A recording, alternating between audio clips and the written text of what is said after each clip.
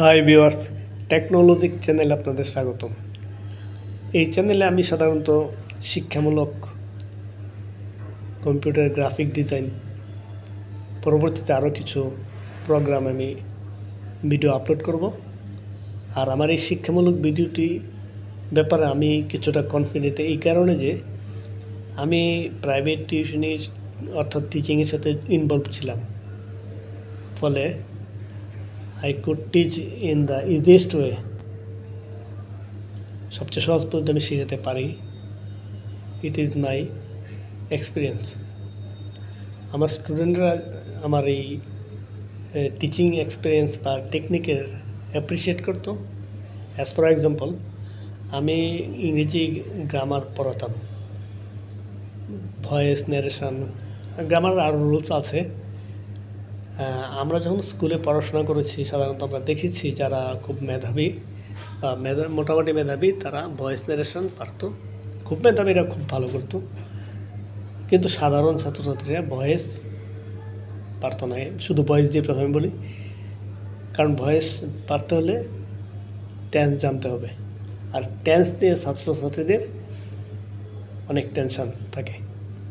এই টেন্সের ভীতি তাদের দূর হয় না, ফলে তারা হতাশ হয়ে পড়ে যে টেন্স ভালো পারে না, তাই তারা ভয়েসও পারবে না।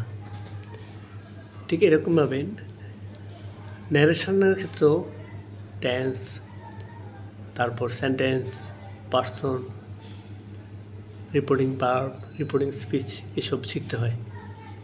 কিন্তু আমি ভয়েস শেখাতে টেন্স ছাড়া আমি ভয়েস শেখাতে পারি। তেমনি টেন্স, সেন্টেন্স এই সমস্ত প্রকারভেদ শেখানো ছাড়াই আমি ন্যারেশন শেখাতে পারি। যদি পরীক্ষার ক্ষেত্রে বলা যায়, আমার স্টুডেন্ট পাঁচটা ভয়েসের মধ্যে 5টা উত্তর দিতে পারবে। যদি জিজ্ঞাসা করে কোন টেন্স, সে উত্তর দিতে পারবে না। আসলে আমি তাকে ভয়েসের উত্তর শিখিয়েছি, তার টেকনিকে সে উত্তর দিবে। ন্যারেশন যদি 5টা প্রশ্ন দেওয়া হয়, সে 5টা উত্তর করতে পারবে, কিন্তু যদি জিজ্ঞাসা কোন টেন্স, এটা হয়তো সে পারবে না। রিপোর্টিং ভার্ব কোনটা, এটাও সে উত্তর দিতে পারবে না। অর্থাৎ আমার এই টেকনিকের কারণে স্টুডেন্টরা আমার টিচিংয়ের প্রতি ইন্টারেস্টেড হতো। পরবর্তীতে পর্যায়ক্রমে এরা ঠিকই টেন্স তাদের শেখা হয়ে যেত। আর আমি তাদের যখন টেন্স শেখাতাম তখন বলতাম যে টেন্স 12টা মোট, কিন্তু 12টা মনে রাখা দরকার নেই, 4-5টি জানলেই চলবে। আসলে এই কথা বলার অর্থ, এই 4-5টি ওরা যখন শিখবে, বাকিগুলোর ব্যাপারে তাদের নলেজ একবারে হয়ে যায়। ঠিক তেমনই আমি যদি গ্রাফিক ডিজাইন, কম্পিউটার টিচিংয়ের বিভিন্ন প্রোগ্রামগুলো শেখাই, এবং আপনারা বা যারা শিক্ষার্থীবৃন্দ যদি আমার এই ভিডিও দেখে, আশা করি সহজ পদ্ধতিতে তারা শিখতে পারবে। এবং সেটা আমি কিছুটা সাইকোলজিক্যাল অ্যাসেসমেন্ট করি যে কীভাবে স্টুডেন্টরা শিখতে পারে। আরেকটা উদাহরণ দিচ্ছি যে আমাদের মেন্টালিটিটা কেমন। যদি একটা গণিত ক্লাসে গণিত শিক্ষক এসে একটা অঙ্ক 3 নিয়মে করান, একটা পিরিয়ডে একটা অঙ্কই 3ভাবে করালেন, আমরা অবাক হয়ে যাই, স্যার অনেক জ্ঞানী, স্যার খুব ভালো জানে। অবাক হয়ে যায়, স্যার খুব ভালো শেখাতে পারে। আসলে সকল গণিত শিক্ষকই এই সমস্ত নিয়ম জানে, কিন্তু আরেক শিক্ষক এসে করলো কি, একটা অঙ্কের একটা নিয়ম শেখালো, আর নিয়ম শেখালো না।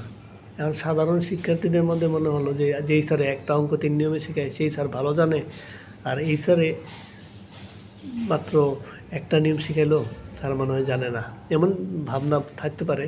কিন্তু আসলে কিন্তু এই বিএসসি শিক্ষকের এগুলো জানে, গণিত শিক্ষক। তাহলে এইখানে টেকনিকটা কী? এক্ষেত্রে যেমন দ্বিতীয় গণিত শিক্ষকটা হলাম আমি একটা নিয়ম শিখালাম। তাহলে আমার শেখানোর পদ্ধতি আর আগের শিক্ষকের শেখানোর পদ্ধতিটার মধ্যে পার্থক্য করি, কম্পেয়ার করে জানাচ্ছি। আগের শিক্ষক একটা পিরিয়ডে একটা অঙ্ক 3 নিয়মে শেখালো, যদি অঙ্কের নাম্বার হয় 5, স্টুডেন্ট 5 নাম্বার অঙ্ক শিখতে পারলো। আর আমি যদি এই পিরিয়ডে ক্লাস নিই, একটা অঙ্কের জন্য একটা নিয়ম শেখাবো, তাহলে আরেকটা নিয়মে অঙ্কের জন্য একটা নিয়ম শেখাবো। এইভাবে আমি 3টা ধরনের অঙ্কের 3 নিয়ম শেখাবো, মানে এক পিরিয়ডে সে 3, 5 আর 15 নম্বরের অঙ্ক শিখতে পারল।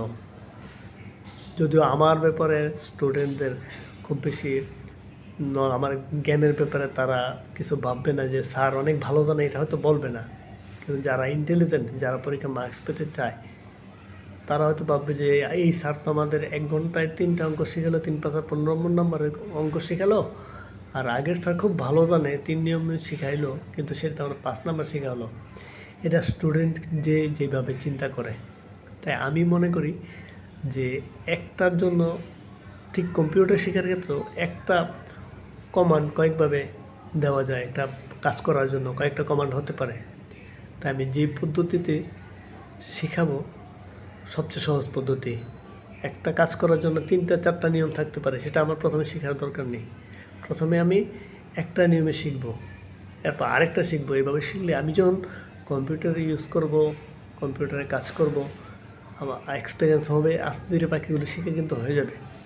তাই আমি মনে করি যে আপনারা আমার এই ভিডিওটা দেখলে, যে আমি পরবর্তীতে যে ভিডিও দিব গ্রাফিক ডিজাইনের কোর্স শেষ করার পরে আমি হয়তো ভিডিও এডিটিং দিব, অথবা আপনাদের অনুরোধ সাপেক্ষে কম্পিউটার রিলেটেড বিভিন্ন বিষয়ে আমি আপনাদের ভিডিও তৈরি করে আপনাদের জন্য প্রদর্শন করব। তাই আমার এই ভিডিওগুলি দেখার জন্য আপনাদের আমন্ত্রণ রইল। এবং আপনাদের হয়তো শেখার বয়স আছে কিনা, প্রয়োজন আছে কিনা, আপনার পরিচিত জন নতুন প্রজন্ম বাড়ির স্টুডেন্ট, তাদেরকে ইন্সপায়ার করবেন যে আমার এই ভিডিওগুলো দেখার জন্য। আজ এ পর্যন্তই, ধন্যবাদ।